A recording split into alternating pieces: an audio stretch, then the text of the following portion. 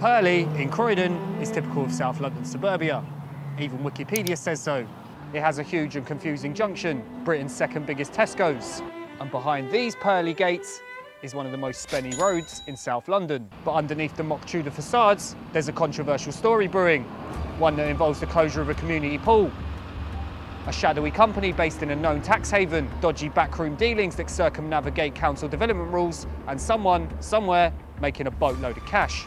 This is the infuriatingly murky story behind the offshore company that wants to redevelop Purley Pool. Yeah, it's a swimming pool. Yeah, we're doing a video about the pool.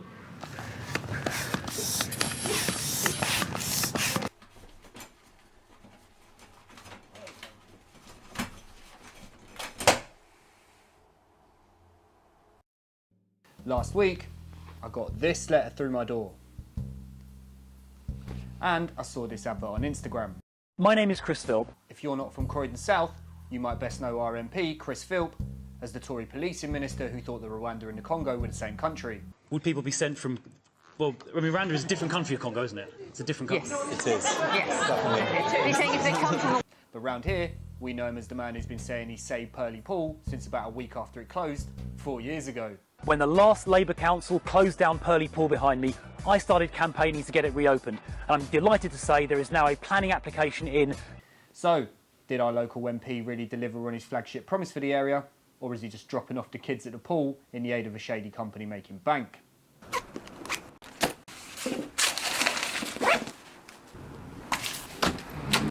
Purley Pool opened in 1982. It served the community well until it closed in 2020. In 2021, local councillors and then Croydon mayoral candidate Jason Perry said that reopening the pool would cost just £3 million and wouldn't need any structural changes. They called it a absolutely firm, unequivocal commit, fully supported by Councillor Jason Perry, who is the Croydon Conservative mayoral candidate for the election next May, is that we absolutely commit to reopen this pool. Did they do it? Absolutely not. What they have done is find a developer called Palaska to sign a head lease renting the site from the council. They recently submitted a full planning application to redevelop the site. So far, sounds all right, but that's about as good as it gets. First off, Palaska is based in the British Virgin Islands. If you didn't know, that's a country that has more companies than people, aka a tax haven. The offshore nature of Palaska allows it to not only skirt UK tax laws, but also regulations on company filings, such as who actually owns it. But we do know the director of the company is one Paul Andrews. More on that later. This is their website about section. Palaska Assets Limited was established in 2004 as a special purpose vehicle, set up and managed by international and domestic property investors for the purpose of unlocking a sizable regeneration opportunity on a key brownfield site in Purley. A special purpose vehicle, you say? I need 40. Their website also boasts plenty of experience in property development. Some of the projects looked interesting, so I clicked on them. So I searched up the listed buildings to see what successes Palaska had in the past. But I couldn't actually find anything. I couldn't find a single piece of documentation online connecting Palaska or any of the director Paul Andrews' gajillion other companies to any of the 6 developments listed on their website. In fact, one development seemingly didn't exist at all, or had the wrong address, because I couldn't find any information about it. This one, Bishop's Wharf, which was listed twice by the way, uses a picture from a proposed project in Colindale, North London, instead of Battersea, as claimed. And no, I'm not some sort of London development savant, I just used a reverse Google image search, something that no one in the council bothered to do, clearly. If the council had done due diligence on the deal, they might have found out that Palaska was nearly struck off from Companies House in 2023. A similar situation happened in 2013 in the notoriously strict regulatory environment of the British Virgin Islands. So, how did a company that has a bunch of developments that might not even be real on its very basic website get given the go-ahead by Croydon Council to develop a community pool? Well, maybe it's because they're going to make enough cash off it to fill the thing and go swimming in it. The redevelopment plans that Palaska submitted feature a downsized leisure centre alongside 3 large blocks of retirement flats. The ones that have ridiculously low mortgages to tempt old buyers and then hit them with sky-high service fees. The ones that let you skirt around London's social housing quotas for new developments. The ones that old people don't finish buying because they die and then you can sell them again or hit their bereaved families with fees. Yeah, those kind of retirement flats. So, it's easy to see why the kind of developer who would set up in the British Virgin Islands would also choose to build retirement flats instead of desperately needed homes for young people with families. Conveniently, the council hasn't had to do due diligence on the Purley deal either. Try saying that one after a few beers. The development wasn't subject to a best value report or a tender process where other companies were allowed to apply. I did find one person who sent a freedom of information request to the council regarding the deal. They didn't get very far, but what Croydon Council did say was that it signed the lease on the site to Purley in 1979. Wait, 1979? What? How does that work? The council signed the lease to Purley for the Purley Pool site before either the pool or Purley existed. Maybe this is how they got around the laws on best value assessments, as they weren't introduced as a legal requirement until 1999. Now, I'm not a contract lawyer, thank I can't tell you if a head lease is some kind of special lease that facilitates time travel, but... Objection! Your Honour, in my unprofessional opinion, this whole thing stinks like a chlorinated piss pot. This is what the council had to say as to why they can't or won't disclose any more information on the Purley deal.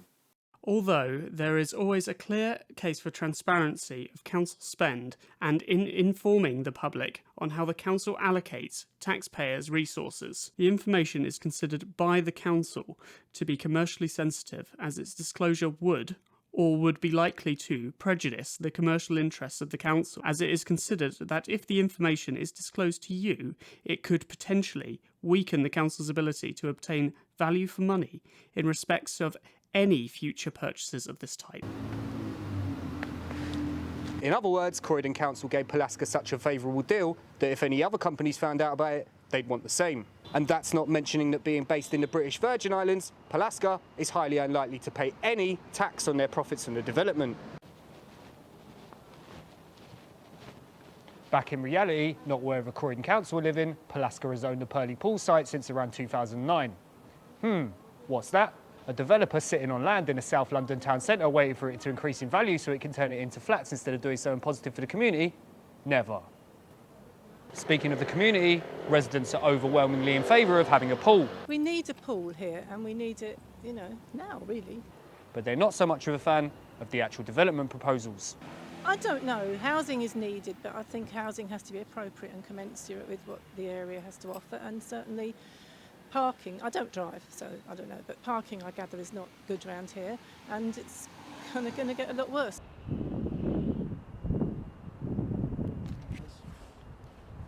In May, several local residents' associations penned a strongly worded review of the proposal, which soundly rejected it. Interestingly, the letter didn't even mention the potentially dodgy Purley deal. Their main problem was the disruption that the large development will cause in the town centre, as well as the loss of some 400 parking spaces. As a very brief overview, the 7 RAs are very supportive of the rebuilding of a new leisure centre. However, we believe this development must not be at a detrimental cost to the viability and success of the Purley District Centre, primarily in relation to the much reduced public parking element of this scheme. The plan submitted showed that 375 parking spaces will be lost with the demolition of this 424-space multi-storey car park. The planning application says Purley has 947 parking spaces, which are only 50% used. However, it also says they plan on cutting this number to 173.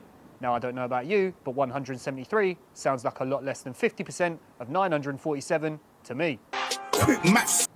The residents' associations also say that 974 number quoted by Purley doesn't factor in that over half of them are in the private giant Purley Tesco car park. They also said that Tesco's has previously promised to cut free parking if it felt it was being over-relied upon to fill the shortfall of public options. Plus, Purley nearly has a new mosque, which should be finished next year. And that will also add to the traffic problems, which is not to mention the disruption caused by a giant development right in the busiest commercial district of the area.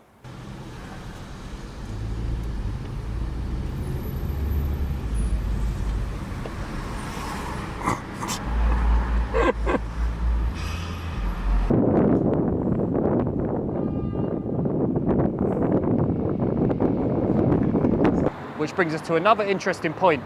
In his leaflet, Chris Filt refers to one of his previous promises, namely that he successfully opposed the... Namely, that he successfully opposed the so-called Purley Skyscraper on the grounds that it would be too big and wreck the town's vibe. Well, that planned building was supposed to be 11 stories tall. At 12 stories high, this new building will be significantly larger than the one that Phil spent years opposing on the basis that it was too tall. So, why the change of heart, Chris? Could it be that the previous building was proposed by Purley Baptist Church and this one is owned by a shady offshore developer of unknown ownership?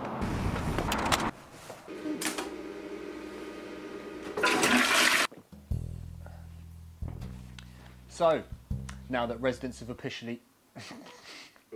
Unfortunately, we can't prove to you that there's anything actually illegal going on here. There's no confirmed connections between Chris Phil, Mayor Perry and Pulaska outside of the backroom council dealings that got them the contract. But hopefully, by making people more aware of some of these kind of things, we're helping plug the holes in Croydon's leaky ship. Now that residents have officially opposed the idea, will this Purley Pool redevelopment sink into the abyss of recent history? Or will it just float on top of the waves causing a stink? That's something else that you wouldn't want to find in a swimming pool. Let us know what you think in the comments, and as always, keep watching the Kronks.